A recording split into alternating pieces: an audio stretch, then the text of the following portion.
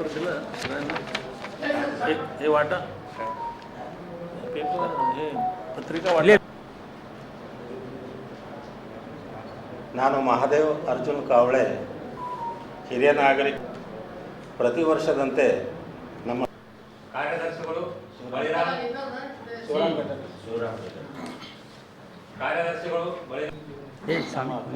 ಖಜಾಂಚಿ ಅವರು, ಟ್ರೆಜರರ್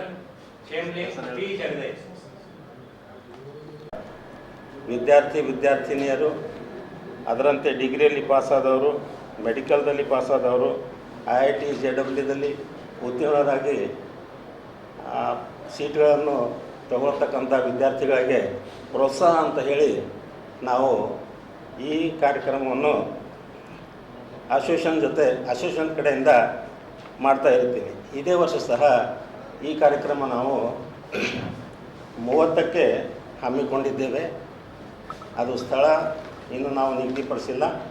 ಅದು ಪಡಿಸಿದ ನಂತರ ಅದನ್ನು ಬಹಿರಂಗವಾಗಿ ಎಲ್ಲರಿಗೆ ತಿಳಿಪಡಿಸುತ್ತೇವೆ. ವಿಶೇಷವಾಗಿ ಈ ವರ್ಷ ಅಂದರೆ 3 ವರ್ಷ ನಾವು ಇದು 4ನೇ ವರ್ಷ ನಾವು ಮಾಡ್ತಾ ಇರೋದು. ಆದರೆ ಈ ವರ್ಷ ವಿಶೇಷವಾಗಿ ನಾವು ವಿಭಾಗದ ಹುಡುಗರಿಗೆ ಸನ್ಮಾನ ಮಾಡೋ ಸಲುವಾಗಿ, ಪ್ರೋತ್ಸಾಹ ಕೊಡೋ ಸಲುವಾಗಿ ಎಲ್ಲ ಜಿಲ್ಲೆಗಳು ಸೇರಿಸಿದ್ದೇವೆ. ಇದರಲ್ಲಿ ನಮ್ಮ ಕಲ್ಯಾಣ ಕರ್ನಾಟಕದ ಎಲ್ಲ ಜಿಲ್ಲೆಗಳಿಂದ ಬಂದಂಥ ಎಲ್ಲ ನಮ್ಮ ಜಾತಿಯ ವಿದ್ಯಾರ್ಥಿಗಳಿಗೆ ನಾವು ಈ ಸನ್ಮಾನವನ್ನು ಏರ್ಪಾಡು ಮಾಡಲಿಕ್ಕೆ ಯೋಚಿಸಿದ್ದೇವೆ. ನಾನು ಬಳಿರಾಮ್ ಎನ್ ಜೋಗ್ತನ್ಕರ್, ಕಾರ್ಯದರ್ಶಿ Sant Ghorakakkayya senior citizen welfare association Kalaburagi. ನಾವು ನಮ್ಮ ಅಸೋಸಿಯೇಷನ್ ವತಿಯಿಂದ ನಮ್ಮ ಘೋರಕಕ್ಕಯ್ಯ ಸಮಾಜದ ವಿದ್ಯಾರ್ಥಿನಿಯರಿಗೆ ಪ್ರತಿಭಾ ಪುರಸ್ಕಾರವನ್ನು ಇದೇ ತಿಂಗಳು 30 ಆಗಸ್ಟ್ 2026ಕ್ಕೆ ಹಮ್ಮಿಕೊಂಡಿದ್ದೇವೆ. ಈ ಪ್ರತಿಭಾ ಪುರಸ್ಕಾರದಲ್ಲಿ ನಮ್ಮ ಕಲ್ಯಾಣ ಕರ್ನಾಟಕದ ಜಿಲ್ಲೆಗಳಾದಂತಹ ಕಲಬುರಗಿ, ಯಾದಗಿರಿ, ಬೀದರ್, ಬಿಜಾಪುರ, ರಾಯಚೂರು, ಕೊಪ್ಪಳ, ಬಳ್ಳಾರಿ ಈ 7 ಜಿಲ್ಲೆಯ ವಿದ್ಯಾರ್ಥಿನಿಯರಿಗೆ ನಾವು ಪ್ರತಿಭಾ ಪುರಸ್ಕಾರದಲ್ಲಿ ಸನ್ಮಾನ ಮಾಡುವುದಕ್ಕೆ ಸಮಾರಂಭವನ್ನು ಮಾಡುತ್ತಿದ್ದೇವೆ.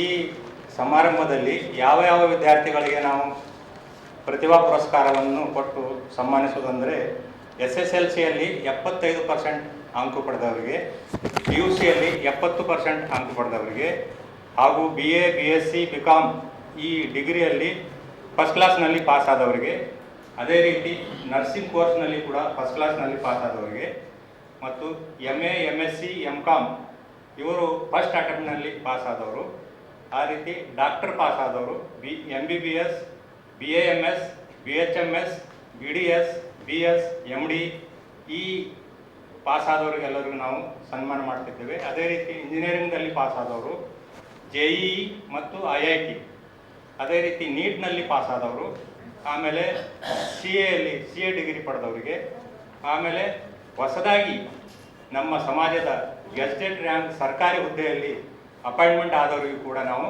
ಸನ್ಮಾನ ಮಾಡ್ತಾ ಇದ್ದೇವೆ. ಅದೇ ರೀತಿ ನಮ್ಮ ಸಮಾಜದ ಈಗ ಸದ್ಯ ನಮ್ಮ ಕಲಬುರಗಿ ಜಿಲ್ಲೆಯಲ್ಲಿ ಅಥವಾ ಈ ಕಲ್ಯಾಣ ಕರ್ನಾಟಕದ 7 ಜಿಲ್ಲೆಗಳಲ್ಲಿ ಇದ್ದಂಥ ಪ್ರತಿಷ್ಠಿತ ವ್ಯಕ್ತಿಗಳಿಗೆ, ಪ್ರತಿಷ್ಠಿತ ಅಧಿಕಾರಿಗಳಿಗೆ ಕೂಡ ನಾವು ಸನ್ಮಾನ ಮಾಡ್ತಾ ಇದ್ದೇವೆ.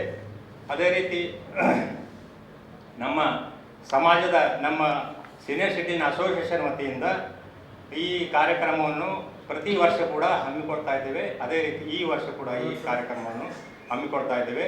ದಿನಾಂಕ 30/8/2026ಕ್ಕೆ ಈ ಕಾರ್ಯಕ್ರಮ ಹಮ್ಮಿಕೊಳ್ಳಲಾಗಿದೆ. ಆಮೇಲೆ ಈ ಸ್ಥಳವನ್ನು ಇನ್ನೂ ನಿಗದಿಪಡಿಸಿಲ್ಲ. ಸ್ಥಳ ನಿಗದಿಪಡಿಸಿದ ನಂತರ ನಾವು ಇನ್ವಿಟೇಷನ್ ಕಾರ್ಡ್ನಲ್ಲಿ ಪ್ರಿಂಟ್ ಮಾಡಿ ಅವರಿಗೆಲ್ಲ ವಿದ್ಯಾರ್ಥಿಗಳಿಗೆ, ಅರ್ಜಿದಾರರಿಗೆಲ್ಲ ತಿಳಿಸುತ್ತೇವೆ. ನಾವು ಈ ಪ್ರೆಸ್ ಮೀಟ್ ತೆಗೆದುಕೊಳ್ಳುವ ಉದ್ದೇಶವೇನೆಂದರೆ ಹೆಚ್ಚಿನ ಅರ್ಜಿಗಳನ್ನು ಬರಬೇಕೆಂದು ನಾವು ಈ ಪ್ರೆಸ್ ಮೀಟ್ ತೆಗೆದುಕೊಳ್ತಾ ಇದ್ದೇವೆ. ಈ ನಮ್ಮ ಪ್ರತಿಭಾ ಪುರಸ್ಕಾರಕ್ಕೆ ಕೊನೆಯ ದಿನಾಂಕ 25/8/2026 ಇದೆ.